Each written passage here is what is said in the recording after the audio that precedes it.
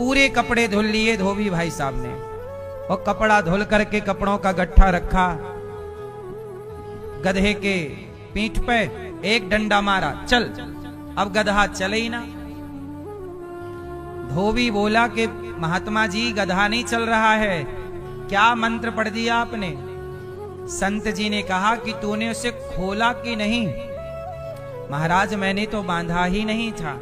अरे पागल, बांधा नहीं था तो क्या हुआ? बांधने का अभिनय तो किया था, ऐसे खोलने का भी तो झूठ मूठ का अभिनय कर। उसके गले में हाथ डाला जैसे रोज डालता था, खोलने के लिए हाथ डाला, खोला, गधा चल पड़ा। अब सवाल आपसे है, बताइए गधा बंधा था कि नहीं बंधा था? उत्तर दो जोर से, और जोर से, थोड़ा और। गधा बंधा नहीं था, पर उसने अपने को बंधा हुआ। अब बताओ वो गधा कौन?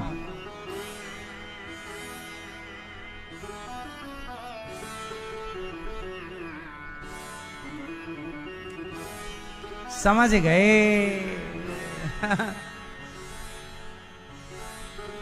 गधा बंधा नहीं था, पर उसने अपने को बंधा हुआ मान लिया। इसी तरह इस संसार में कोई भी किसी से नहीं बंधा, लेकिन आप भी अपने को जगत में बंधा हुआ मान चुके हैं कि हम परिवार से बंधे हैं। आज के आज यदि चले जाएं हम, तो क्या परिवार का कोई काम रुकेगा?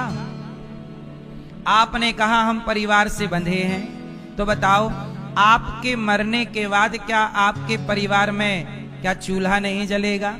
क्या शादियां नहीं होंगी? क्या खुशियां नहीं आएंगी?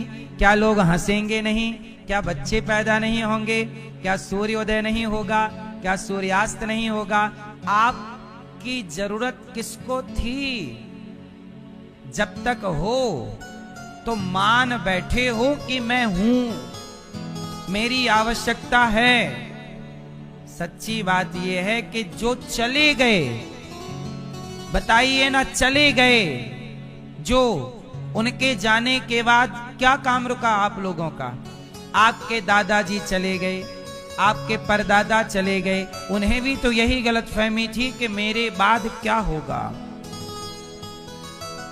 सब ठीक चल रहा है कि नहीं। ऐसे ही गलतफहमी हम लोगों ने पाल ली, हमारे बाद क्या होगा, तुम मरो आराम से, सब बढ़िया होगा। किसी का कोई काम आज तक नहीं रुका, हमने केवल गलतफहमी पाली है सिर्फ।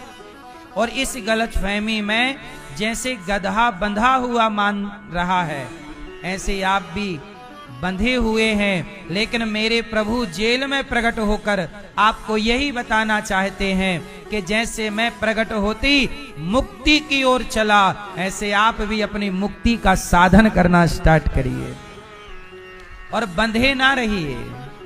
अब मुक्ति का कोई तू जतन कर ले, रोज थोड़ा थोड़ा हरि का भजन कर ले। यही है प्रभु का जेल में प्रकट होने के पीछे का मैसेज, कि मैं बंधन में आया पर चला मुक्ति की ओर। आप लोग मुक्ति में प्रकट होते हो पर आते बंधन की ओर हो।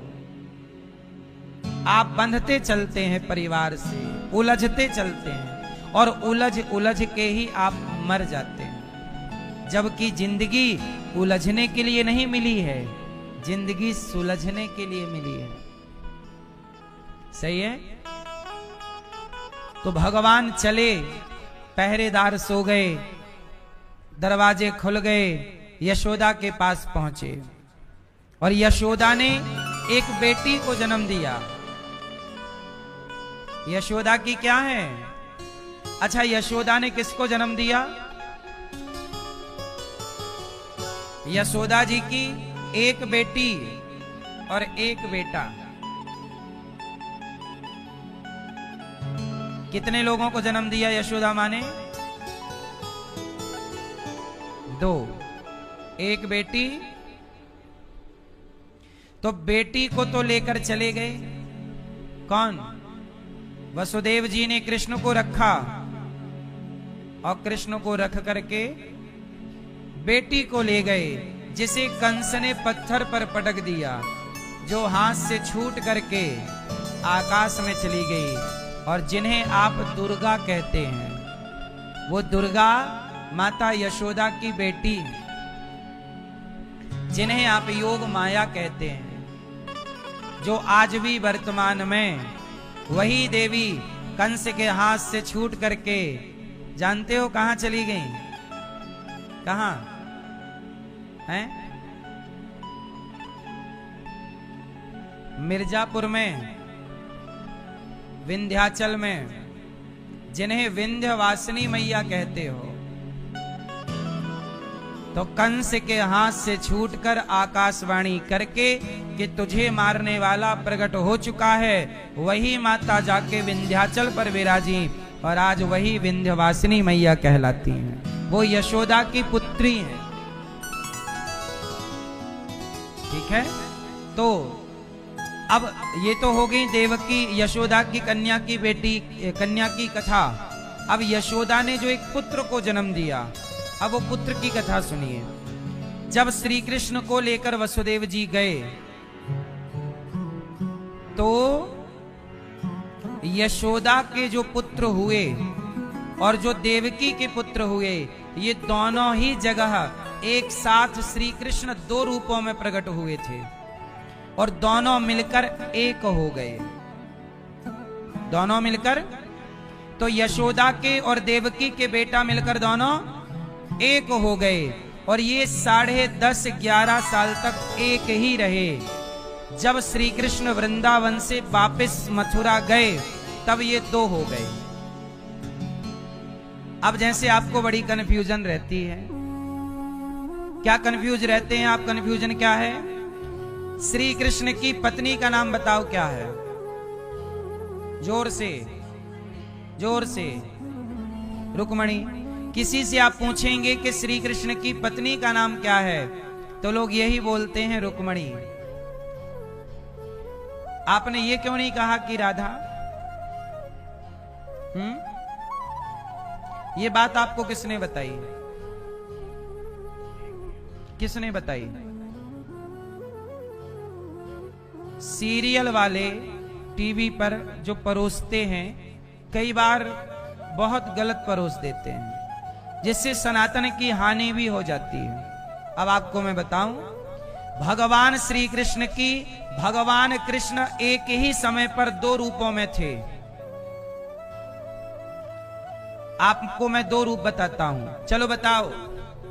वृंदावन में किसी भी मंदिर जाइए, बताओ श्री कृष्ण के हाथ कितने हैं?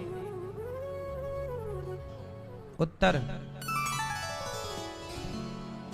बिहारी जी के कितने हाथ हैं? राधा रमण जी के, राधा वल्लभ जी के, कहीं भी जाइए श्री कृष्ण के कितने हाथ हैं? जोर से, जोर से, जोर से। वृंदावन में कहीं, बेटा बिहारी जी गए हो आप? नहीं गए? फिर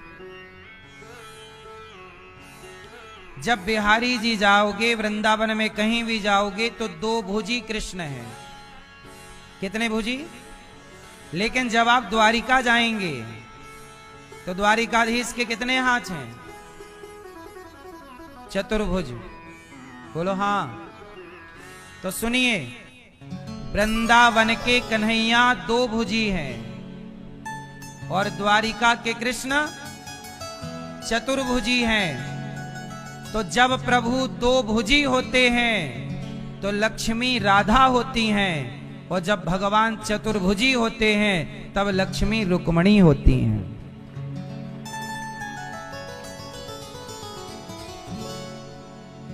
इसलिए जो वृंदावन के कन्हैया हैं वो यशोदा के पुत्र हैं, और जो द्वारिका के कन्हैया हैं वो देवकी पुत्र हैं। इसलिए कहा कि वृंदावन के कन्हैया कभी वृंदावन से बाहर नहीं जाते। तो द्वारिका के कृष्ण और वृंदावन के कृष्ण दोनों में क्या अंतर है? एक दो भुजी हैं और एक जब तक श्री कृष्ण वृंदावन में रहे क्या अभी भी हैं, पर लीला के लिए मैं ये बात कह रहा हूं। जब तक प्रभु की वो लीला यहां पर थी तब तक प्रभु के दो ही भुज थे, और जैसे ही द्वारिका गए तो भगवान हमेशा अपनी पत्नियों के साथ चतुर्भुज रूप में ही रहा करते थे। पूर्ण कृष्ण मतलब वृंदावन में जब तक थे तो छिप कर के रहते थे। छिप कर क्या? कि मैं भगवान नहीं हूं, मैं सामान्य हूं, मनुष्य बनकर आए हैं ना। विप्रधेनु सुर संतहित लीन मनुज अवतार। तो यहां मनुष्य की लीला की, मक्खन चुराना, मटकी तोड़ना, वस्त्र का हरण करना, ये सब मनुष्य की लीला। लेकिन जब द्वारिका गए तो द्वारिका में प्रभु ने अपने बैकुंठ की लीला की है। वहां प्रकट हो गए कि वो कृष्ण है, मतलब भगवान है। यहां छिपके रहे, वहां प्रकट होकर रहे। तो जब भगवान कृष्ण को वसुदेव जी लेकर के आए तो यशोदा और देवकी के दोनों कृष्ण मिलकर एक हो गए और एक होकर यहां लीला करते रहे। अब जब यहां आए तो जैसे ही भगवान 6 दिन के भय, भगवान को मारने के लिए पूतना आ गई। कौन आया? पूतना। अब मैं एक बात थोड़ी सी और रह गई वो क्लियर कर दूं। रुक्मणी जी कौन है? उत्तर। कौन है रुक्मणी जी? हैं? और राधा कौन है? राधा जी भी वही हैं जो रुक्मणी जी हैं, और रुक्मणी जी भी वही हैं जो राधा है। अब आप कहोगे कि दोनों एक हैं, तो दो क्यों?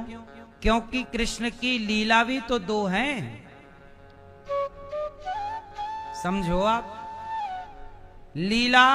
अच्छा, राम जब तक रहे तो दो भुज में रहे। राम की पूरी लीला कितने भुजी है? राम जी सदा दो भुज।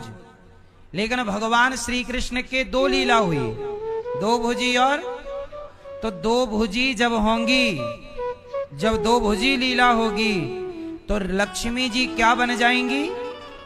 जोर से, राधा। और चतुर्भुजी होंगी तो इसलिए जहां दो भुज के कृष्ण होंगे सदा उनके संग राधा जी ही विराजेंगी, और जहां चतुर्भुज होंगे वहां रुक्मणी जी विराजेंगी। तो अब आपको एक चीज क्लियर करनी है कि रुक्मणी और राधा ये दोनों कौन हैं? अच्छा बताओ, रुक्मणी जी रुक्मणी होने से पहले क्या थी?